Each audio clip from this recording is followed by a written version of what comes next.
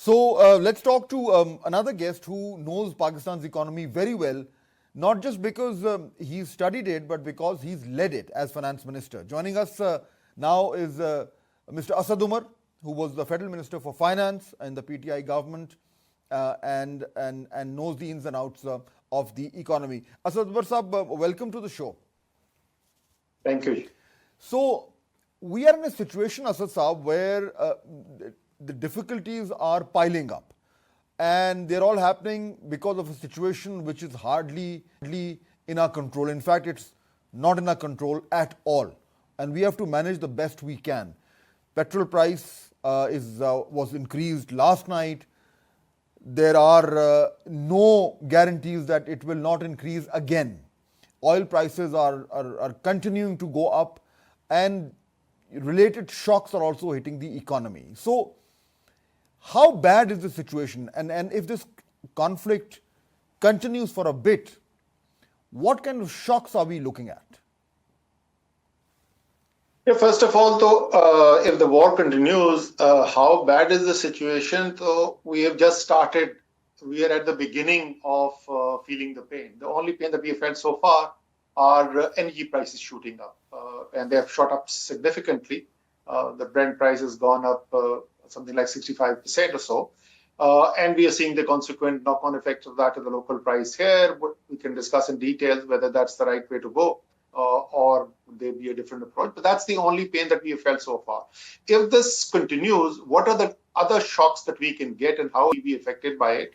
The war is obviously directly impacting the Arab Gulf states, and we get $21 billion, or 55% of our total remittances come from these Arab Gulf countries, the worker remittances, and that's what keeps Pakistan afloat. If those start to get affected, if there are layoffs which begin to happen there, if people are sent back home, and those who are there start to now save more because they're not sure about how much will they be earning in the coming months, and that remittance impact starts to show up, that will be massive for Pakistan's economy. We also export about 10% of our exports to the Arab Gulf countries, not that significant, but still everything adds up. Then there is the impact of the volume itself. So far, what has happened is that Pakistan has been able to get some shipments through the Strait of Hormuz also. Iranians have allowed that. The Saudis have been sending some of the petroleum products from the East-West pipeline through Yanbu port and through Red Sea down. So volume-wise, we have not yet been affected. So if it spreads, if for whatever reason things become more heated up, maybe there is, even if the Iranians want, the area is so hot, particularly the Americans trying to directly to intervene in the Strait of Hormuz, that it may simply not be possible, even if the Iranians want, for any shipments to go through. And if the Houthis get activated at Bab al-Mandab, the other route also gets shut. So bottom line, it can get much worse, and you could have a monumental current account crisis and an employment crisis if people start coming home in big numbers. So when we look at it from our point of view, you've listed the possible developments that could happen, including the involvement of the Houthis. But when it comes to the shock hitting our economy, we've seen the petrol bomb falling on all of us. Now, that will lead to other problems, complications in the economy. So as this shock travels through the economy, what are we looking at in the next couple of weeks? So what has happened, the reason why people are feeling the pain more, and everybody is comparing with what's happening in the rest of the world, in the rest of the region, and Pakistan seems to be, especially after yesterday's announcements, seems to be just about the worst hit in the entire region and one of the worst hit in the entire country.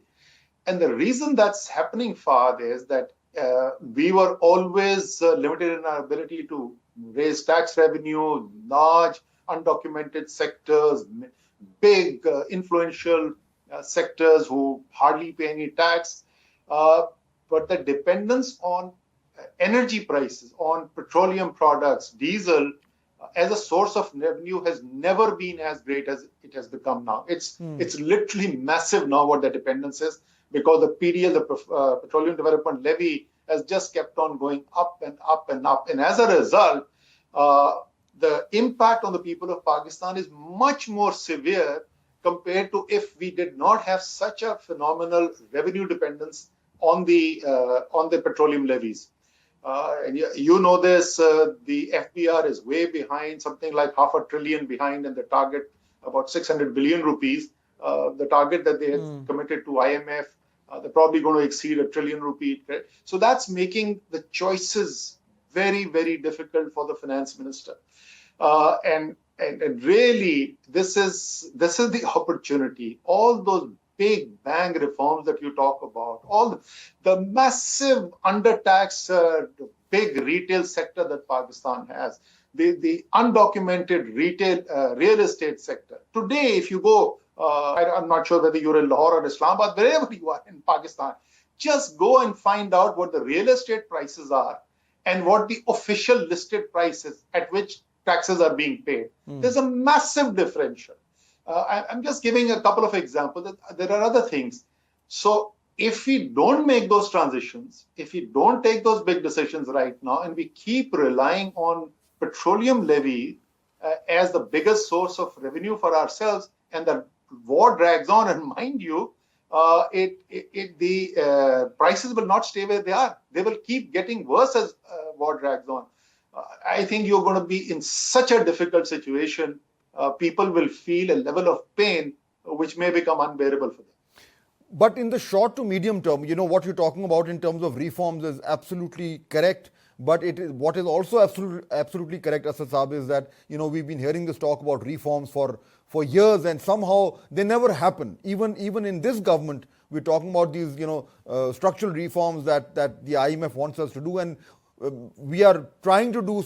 We'll take small steps, but clearly those reforms are nowhere near where they should be. So, in the short to medium term, does the government have any other option other than what they're doing? First of all, the reforms have been talked about and they have never been fully implemented or anywhere near being fully implemented. And that's a different discussion. That's a very long discussion. You and I know about it. The reasons for that. That is absolutely correct. But Fahd, please go back to what I just said earlier. Our dependence on revenue being raised from petroleum products has never ever been as high as it is right now. And because petroleum prices are the one which are most directly affected, most severely affected right now, the pain that the people of Pakistan are feeling much greater than what other regional economies are feeling or would have felt even if things were 3, 5, 8 years back. I'm not talking about a particular government.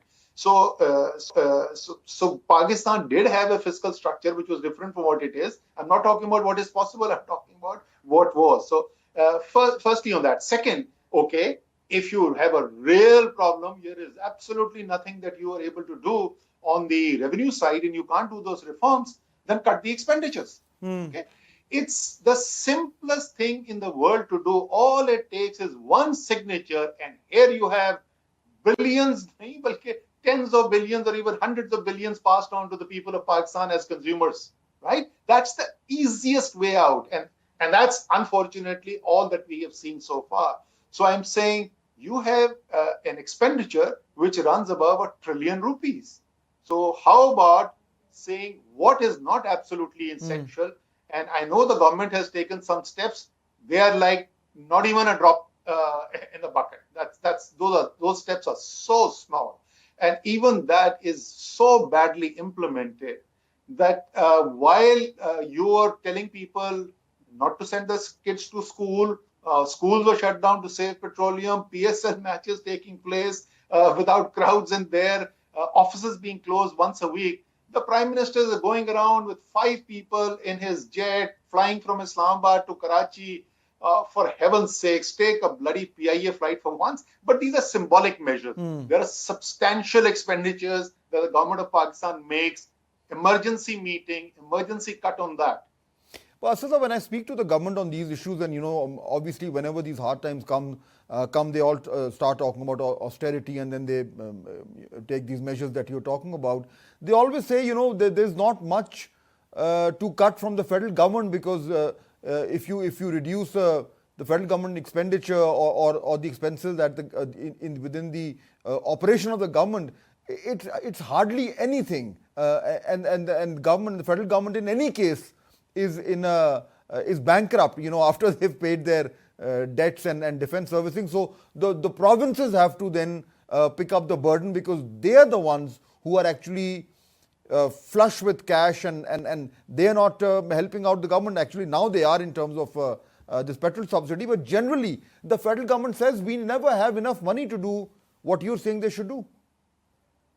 Okay, so there are two things in there. First, as we stand right now, other than the province of Khyber Pakhtunkhwa, the federal government and the provincial governments are all a part of the ruling coalitions, and we know that decisions can be taken in one room and all of them will go and implement it. We saw that when the constitutional amendment.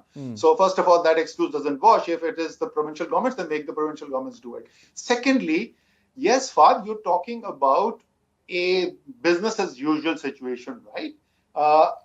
You're talking about permanent changes. I'm talking about, you're looking at a situation of maybe, let's say, 3 months. You cannot just say, here is the increased cost, and all of that increased cost in terms of additional taxation, I'm going to pass on to the people of Pakistan.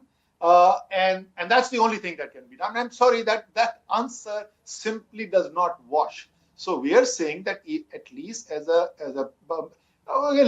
me talk to you about one particular thing, and I know this is going to be very controversial, but let's talk about it. Which is the single biggest expenditure of the federal government of Pakistan? It's not even the defense expenditure anymore, although defense expenditure is also substantial, but it's interest expense. Okay. Now, the Pakistani domestic debt right now is in a situation where it is unserviceable. Go and talk to any expert. It is unserviceable. Why can't we sit? We got a banker, a career banker, a very good banker, as a finance minister of the country. He knows all the players also. Can we look at what that interest is? I will not go beyond that. Okay, I'm trying to be as careful in these remarks as possible. But I'm saying, I'm just giving you the example of the largest single expense of the country, or the federal government. And I'm telling you that if somebody tells you there is absolutely nothing that can be done about it, that either he doesn't know his job, or he doesn't want to be honest with you. Okay. I think what you just said merits a complete separate discussion, because I think there's a lot of space for details in that. But finally, Asad Saab, we know that we are in a very difficult situation, and things are not about to get easy. But could there also be a silver lining? And when I say that because, for example, there is a proposal within the government to reduce taxes on real estate so that we can attract more investment, which may be flowing out of the affected regions in the Gulf, or other measures which may somehow, we can benefit from what is happening during the war, even in terms of the shipping traffic, etc., etc. So could there be a silver lining where Pakistan could benefit from investment or other opportunities that may be running away from the Gulf regions? Okay, so not specifically because people are running away from the Gulf region, but yes, an opportunity for the longer term has been created, and give credit to Pakistan, but this is not just a God-given opportunity. It is something that Pakistan has worked for, and therefore deserves that opportunity which has been created. It started last year with Operation Sindoor, and the way Pakistan responded to that, the shock waves that sent through the global security environment, it created relevance for Pakistan at a different level. And the subsequent actions there, the Saudi Defense Pact, the way Pakistan has been one of the more important players in the potential for seeking a peaceful solution for the current crisis, the relationship that Pakistan has with both Saudi Arabia and Iran, our working relationship with the US. All of that has created an opportunity for Pakistan. But I hope it goes way beyond trying to find some rupees flowing in or dollar flowing in into real estate, for heaven's sakes. If you marry this opportunity which is being created with the kind of long overdue reforms in Pakistan, restructuring the economy, yes, I think an opportunity has been created for Pakistan, and I hope we are able to take advantage of it. Asad Umar Saab, thank you very much for joining us today and sharing your analysis. And that's the full frame for tonight. See you Monday.